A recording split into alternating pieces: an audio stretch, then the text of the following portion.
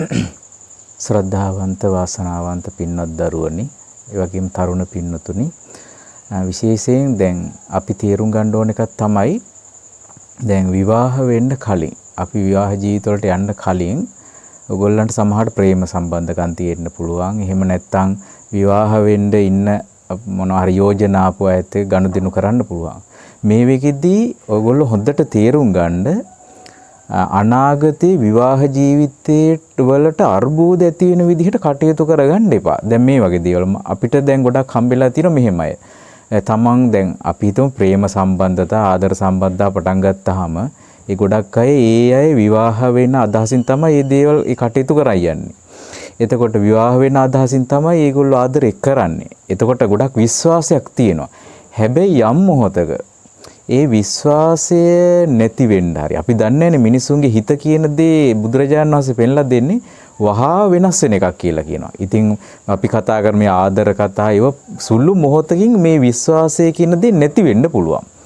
එතකොට අපි අර ගනුදෙනු කරලා තියෙන්නේ අධික විශ්වාසය සහ මම මේ කියන්නේ විශ්වාසය නැති කරගන්න කියන එක නෙමෙයි.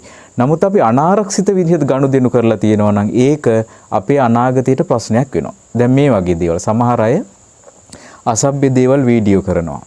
එහෙම නැත්නම් ලිංගික කටයුතු වීඩියෝ කරනවා. එහෙම නැත්නම් නිර්වත් දේවල් වීඩියෝ කරනවා. ෆොටෝ ගන්නවා. මේ වගේ දේවල් කරනවා. එතකොට මේ වගේ දේවල් කරලා තියා ගන්නවා සමහර වෙලාවට.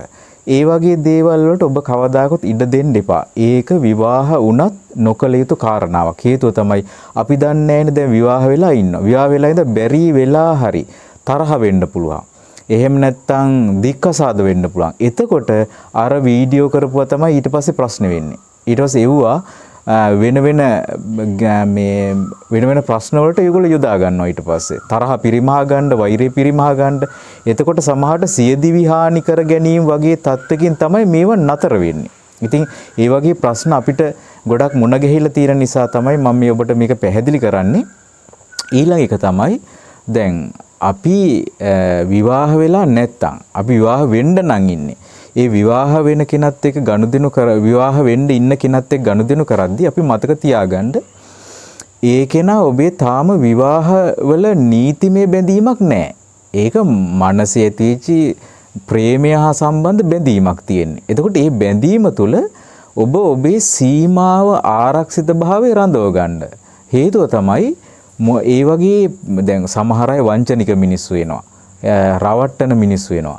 ඒ වගේම අපි දන්නේ සමහරට ඒගොල්ලෝ හොඳ විශ්වාසයෙන් තමයි ඉන්නේ. සමහරට ඒ කෙනාට කාලයක් ඉඳී දෙනවා මෙයාට එක්ක විවාහ වෙන්න බෑ කියලා. එතකොට අපි ඇත්තේ ගනුදෙනු කරලා තියෙන්නේ නැවත වෙන් වෙලා ගිහිල්ලා වෙනත් විවාහයක් කරගන්න බැරි විදිහට ගනුදෙනු කරලා තියෙනවා නම් අන්න එතකොට අපිට ඒකට අනාගතයට ප්‍රශ්නයක් වෙනවා. දැන් බලන්න සමහර අය ඔබ දැකලා ඉතින් ප්‍රේම සම්බන්ධතා තියෙනවා පිට රටවල් වලත් මේ රටවල් වල සාමාන්‍ය කරන එකක් තමයි ඒගොල්ලන්ගේ ෆොටෝ ගහලා දානවා. ඒගොල්ලන්ගේ වීඩියෝ කරලා දානවා. ඒක මම වැරදි කියනව නෙමෙයි. නමුත් සමහර කෙනෙකුට ඒ ප්‍රේම සම්බන්ධයද කැඩිලා ගිහිල්ලා අලුත් විවාහයක් හරි අලුත් ප්‍රේම සම්බන්ධයක් ඇති වෙනකොට අර පරණ වීඩියෝ කරපුවා අර කරන ෆොටෝ ගහපුවා අන්න ඒව ප්‍රශ්නයක් බවට පත් වෙනවා ඊට පස්සේ. හේතුව මොකද අර අලුත් ජීවිතයට යන්න බෑ. අර පරණ දේවල් සමාජ ජාලාවල ගිහිල්ලා තියෙනවා.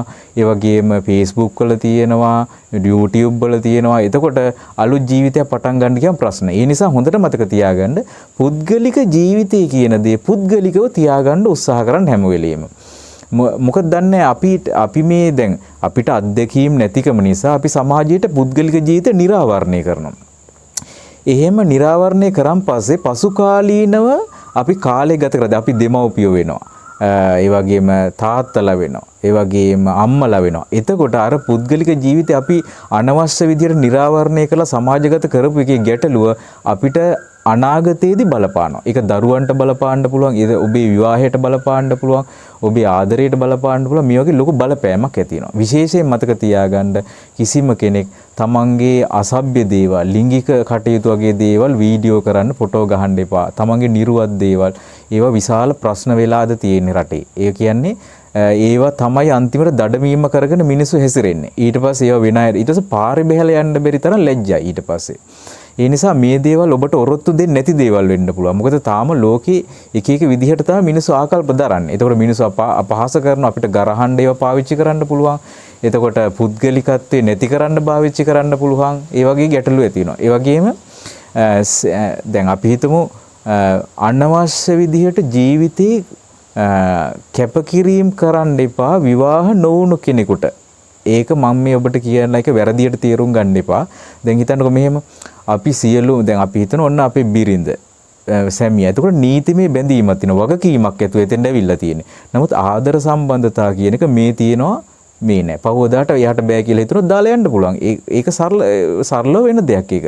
සමහරට ඔබත් එක්ක ආදරෙන් ගෑන් ළමෙක් ඉන්නවා. එයා කියනවා හෙට මට ඔයත් එක්ක ඉන්න බෑ මං වෙන කසාදයක් කරගන්නවා කියලා. එතකොට එයා යන්නේ ඔබ ලොකු පරිත්‍යාගයක් ඒගොල්ලෝ වෙනුවෙන් කරලා තිනවා. ධනෙන්, එහෙම නැත්නම් ශාරීරික වශයෙන්, එහෙම නැත්නම් ඔබේ ආත්ම ගරුත්වයෙන්, එහෙම නැත්නම් ඔබට මොනවා හරි දේපොළ වලින් මේ වගේ විශාල කැපකිරීමක් කරලා තියෙනවා නම් ඔබට ඒ නික්ම යෑම දරා ගන්න බැරි වෙන ප්‍රශ්නයක් වෙන්න පුළුවන්. මොකද මම එහෙම ළමයි දැකලා තිනවා සමහර පිරිමි ළමයි, සමහර ගෑනු ළමයි අඬාගත්තු ගමන් ඉන්නේ වෙන විවාහයකට යන්න බෑ. මේවා ප්‍රසිද්ධ වෙලා තියෙන්නේ. මේවා මේ විදිහට වීඩියෝ කරපුවා තියෙනවා. එහෙම නැත්නම් මගේ සල්ලි ගොඩක් එයාට මන් දුන්නා.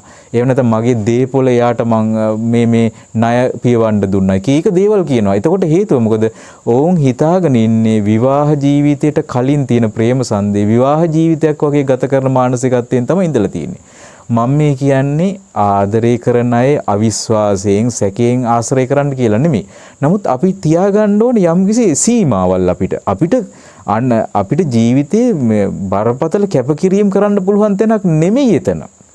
මොකද හේතුව අපේ ජීවිතේ තාම පටන් අරන්නේ නැහැ. ඔබ විවාහ වෙලා නැත්නම් තාම මේ ජීවිතේ පටන් අරන්නේ නැහැ. එතකොට මේ ජීවිතේ පටන් ගත්තාම මේ පටන්ගත්තු ජීවිතේට ලොකු බලපෑමක් එල්ල වෙනවා නම් අපි මේ කලින් කරන දේවල් වලින් අපිට ගැටලු ඇති වෙනවා. ඉතින් ඒ නිසා ඉස්සර ওই ප්‍රශ්න තිබුණේ නැහැ.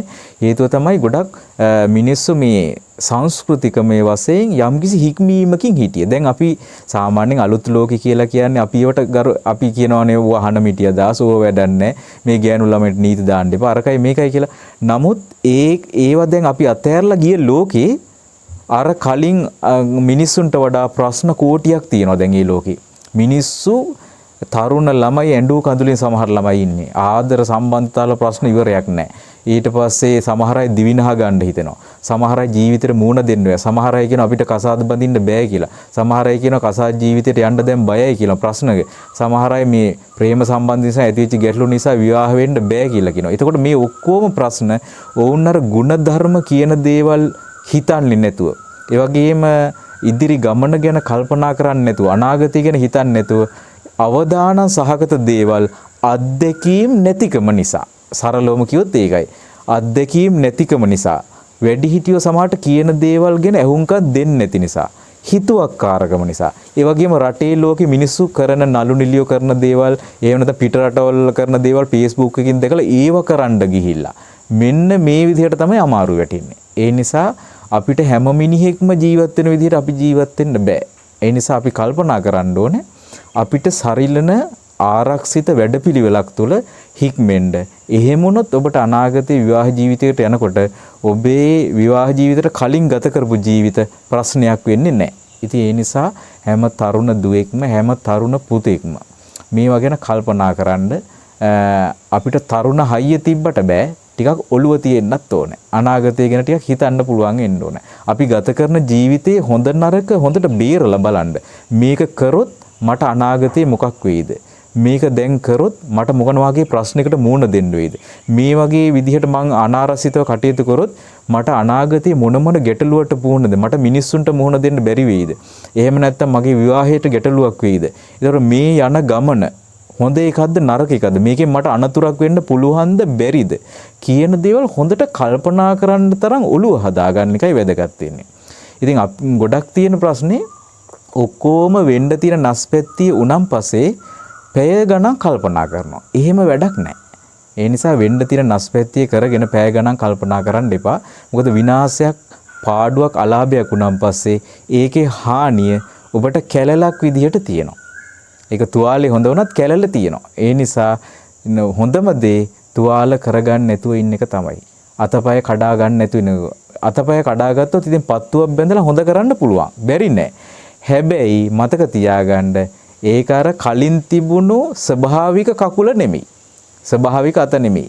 ඒ නිසා හානි කරගන්නවට වඩා ලේසි හානි කරගන්න නැති ආරක්ෂිත වැඩපිළිවෙලක හික්මෙන එක. මොකද හේතුව අපි දැකලා තියෙනවා සමහර වෙලාවලට තරුණ ළමයි ඒ වගේ ජීවිතය ගැන අත්දැකීම් නැතිකම නිසා දැන් අපිට තරුණ කාලේදී හිතන වැරදි දෙයක් තමයි මට ඔක්කොම තේරෙනවා. මට කවුරුත් කියලා දෙන්න ඕනේ නැහැ. මට මේ කාගෙන්වත් ආදර්ශ ගන්න ඕනේ නැහැ. මට මොකටද කාගෙන්වත් උපදෙස් ගන්න කියලා අපි හිතනවා. ඇත්තටම වැරදුනහම තමයි තේරෙන්නේ දෙයනේ අපි මේක දැනන් හිටියේ නෑනේ. දෙයනේ අපිට මේ ගැන අත්දැකීමක් තිබ්බේ නෑනේ. අපිට මේක කලින් අහන්න තිබිලා අපි ඇහුවේ නෑනේ. ඊට පස්සේ නහයෙන් අඬන්න ඉන්නවා. එතකොට වරද වෙන්න කලින් ඒක අවබෝධ නොකර ගැනීම පළවෙනි මෝඩකම.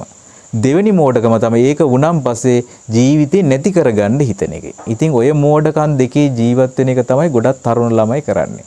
ප්‍රශ්නේ අර්බුදේ කලින් තීරුම් ගන්නෙ නැහැ. තීරුම් කරලා දෙන්න හැදුවොත් ඒ තීරුම් කරන්න එන එකාට ගහන්න හදනවා.